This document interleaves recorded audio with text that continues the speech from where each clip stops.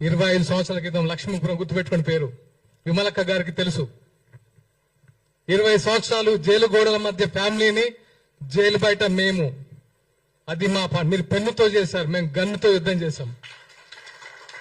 తెలుసుకోండి. మీకేంటంటే మీకు మీడియా ఉంది కాబట్టి మీ పేర్లు బయట వినబడతాయి. కానీ అప్పుడు మాకు మీడియా లేదు, మా గురించి రాసేవాళ్ళు లేడు, మాట్లాడేవాళ్ళు లేడు, వచ్చేవాళ్ళు లేడు. కనీసం రాజకీయ నాయకులు పోలీసు బూట్ల చప్పుళ్ళు 24 గంటలు విని ఉలికిపడలేసే వాళ్ళం.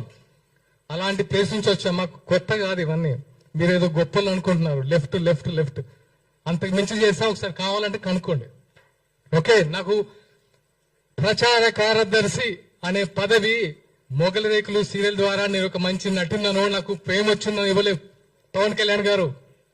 నా బ్యాక్గ్రౌండ్ తెలుసుకొని, నాకున్న కమిట్మెంట్ తెలుసుకొని ఇచ్చాడు. గుర్తుపెట్టుకోండి, ఇక్కడ మేము తెలంగాణ బిడ్డలమే. మీరు మాట్లాడే ముందు ఇక్కడ నుంచి ఇది నేను ఈ రోజుతో ముగిద్దాం అనుకున్నాను. ఎందుకంటే ఈ ప్రెస్ ఇంకెప్పుడు జనాల్లోకి వెళ్తారు బాస్, మీరు ఇంకెప్పుడు ప్రజా సమస్యల మీద మాట్లాడతారు.